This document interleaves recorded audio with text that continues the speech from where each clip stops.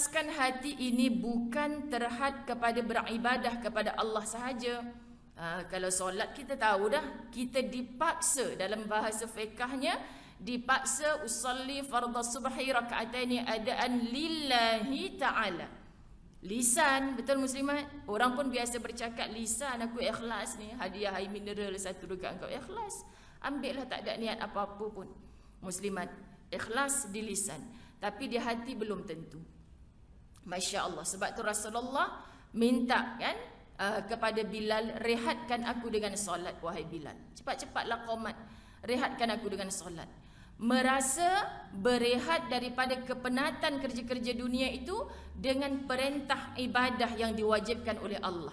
Kita berapa ramai yang rasa, ya Allah, beratnya lah solat ni. Patutlah Allah sebut solat ni memang berat, illal khashiin, kecuali kepada orang-orang yang khusyuk. Jadi muslimat, kenapa kalau kita fikir betul kan ustazah, ada abang-abang sado tu sekali angkat 200 kg, bulat lengan dia. Angkat sejadah tak sampai 2 kg, tak larat. Abang tak larat lah yang nak sembahyang, nantilah tunggu dapat hidayah. Kita pula jerit, tak ada hidayah. Kalau bak sembahyang tutup aurat muslimat, tak ada tunggu hidayah. Allahu Rabbi, ada kesian orang kalau faham.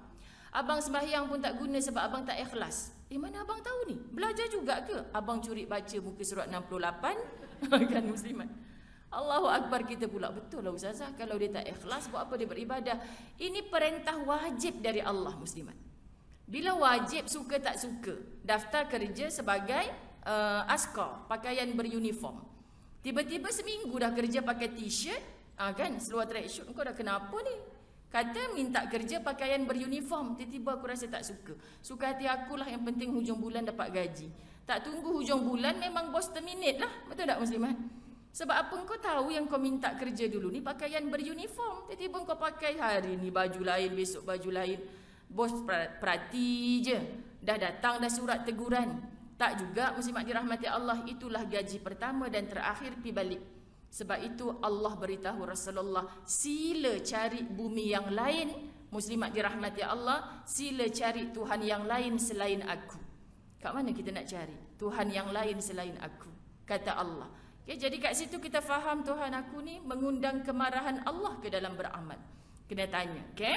Kemudian di dalam bertaubat juga kita dituntut, garis kalimah, di dalam bertaubat juga kita dituntut supaya melakukan dengan benar-benar ikhlas.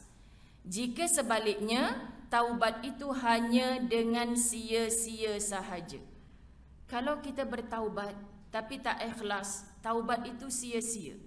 Sebab itu jangan tanya muslimat, saya pernah cerita di mana-mana masjid surau kuliah saya. Seorang pakcik duduk dengan kuliah masa tu kan, muslimat dirahmati Allah, saya perhati. Soalan dia apa? Ustaz, saya ni dari umur 40 tahun dah bertaubat kepada Allah. Sekarang umur dekat 70 dah. Rasa-rasa Allah terima tak taubat saya? Muslimat, kalau kita benar-benar beribadah menyerahkan kepada Allah, kita tak berhak pun untuk bertanya Allah terima tak taubat. Sebab tugas kita berdosa, taubat. Berdosa, taubat. Berdosa, taubat. Dan taubatan nasuha, muslimat dirahmati Allah, tak suka nak patah balik ke belakang pun. Sebab tu ada ramai orang datang majlis ilmu, solatnya semakin perfect, alhamdulillah, pakaiannya alhamdulillah sudah nampak patuh syariat. Tapi muslimat, kerana apa? Susah sangat nak maafkan orang yang pernah menyakiti dia dulu. Susah sangat bila bertemu orang tak bercakap perkara yang jahat-jahat. Susah sangat muslimat dirahmati Allah dengan orang di luar rumah buat kebaikan, tapi tak boleh buat kebaikan di dalam rumah. Tak boleh nak mengalah. Tak boleh nak mengalah. Dia merasakan dengan mengalah tu kalahlah dia. Habislah ego dia. Sebab tu muslimat, beberapa hari ni lepas program saya, program di Astro Rakaman dengan Nabil dengan Nilofa. Tak boleh kuat-kuat sangat. Sebab tengah viral macam-macam kan. Muslimat. Sebab apa? Saya tak kira orang nak pandang macam mana, tapi hati saya kata, Tuhan, orang macam Nabil ni kata, Ustazah doakan saya Ustazah. Dulu saya solat hancur, segala hancur. Lepas saya ikut orang tabligh 3 bulan, saya tak balik Ustazah. Saya betul-betul melihat maha besarnya Allah. Saya balik rumah, saya buang saya punya malu Ustazah. Saya minta Zira. Saya kata, siapa pula Zira ni? Bini dia rupanya muslimat. Manalah kita tahu kan. Saya minta Zira ajar saya mengaji Ustazah. Saya tak peduli dah malu ke apa, saya tak tahu mengaji. Tapi Ustazah doakan isteri saya sabar. Saya kata, Tuhan, ini lelaki hebat. Bukan mudah kan muslimat. Dia tak tahu mengaji, minta isterinya mengaji. Dia runtuhkan tembok ego dia. Dia buang malu dia. Sebelum dia belajar dengan orang lain, bini dia pandai mengaji, biarlah dia belajar mengaji dengan isteri dia sendiri. Kita doakan orang-orang macam ni. Bukanlah tu sekejap je Ustazah, nanti dapat award ke apa, lupa balik lah tu. Siapa kita untuk menentukan masa depan dia? Tapi saya terkagum di situ. Ya Allah, Kau berikan jiwa yang istiqamah. Sebab setan pun ada sidang medianya juga. Macam mana orang macam ni yang dulu dia lupa segala, kita nak batalkan balik kesungguhan dia ni. Sebab tu mereka setiap kali bertemu. Hari tu saja kami bertemu berapa asatizah. Saya dengar di telinga saya, Ustaz, doakan saya istiqamah Ustaz, doakan saya. Ternyata hijrah itu mudah. Sekali taubat itu mudah. Tapi untuk kekal istiqamah tu payah. Betul muslimat? Ustazah, saya ni dah 10 tahun Masjid Ibn Abbas ni. Tapi mulut saya laser macam dulu juga. Saya sedar ni. Contoh, muslimat. Tapi orang tu tak datang lah hari ni. Yang datang ni semua baik-baik macam tu. Sebab muslimat dirahmati Allah, kita tahu benda tu tak baik, tapi kita masih ulang-ulang. Kerana apa? Kita berperang dengan nafsu kita. Sebab itu terkadang antara dalam hidup yang paling saya syukur kerana Allah paksa saya jam demi jam bercakap yang baik, menulis yang baik. Sampai sebelum itu saya cakap, ya Allah, aku pun sama macam orang lain. Kalau Engkau tak paksa aku sibuk dalam kebaikan, aku pun macam orang lain. Aku tak boleh, penatlah buat baik ni ya Allah. Tapi daripada dijadualkan, daripada tugas, kita ubah. Ya Allah, ni bukan kerana tugas, tapi kerana aku ni hamba Engkau ya Allah. Kena buat kebaikan sentiasa. So kita perbaiki macam mak-mak kan muslimat, rasa macam nak mencarut di depan anak. Geram sangat ni.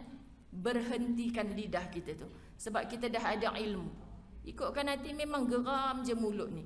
Tapi nanti bila dengar anak mencarut, kamu belajar kat mana ni? Mak tak pernah ngajar. Konon tak pernah ngajar. Tapi bila marah mencarut depan anak. Ustazah, anak ni sejak sekolah ni belajar dengan cikgu ke belajar dengan kawan ke mana? Tak sedar. Hantar pula ke Darul Fawaz. Muslimat ni.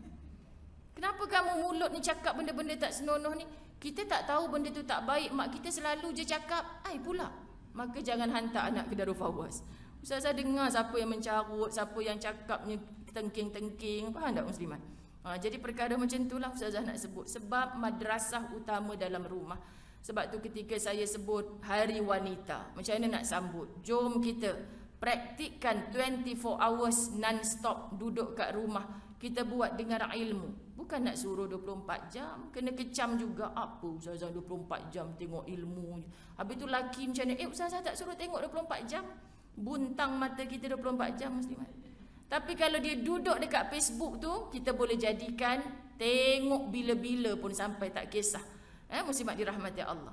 Jadi nak cerita, kalau wanitanya dalam rumah faham dan amal ilmu, insya-Allah cukuplah dalam rumah di atas bumi ini ada seorang je wanita solehah. Anak perempuan kita belum solehah mungkin. Seorang wanita solehah, percayalah orang di kelilingnya turut akan merasa indah.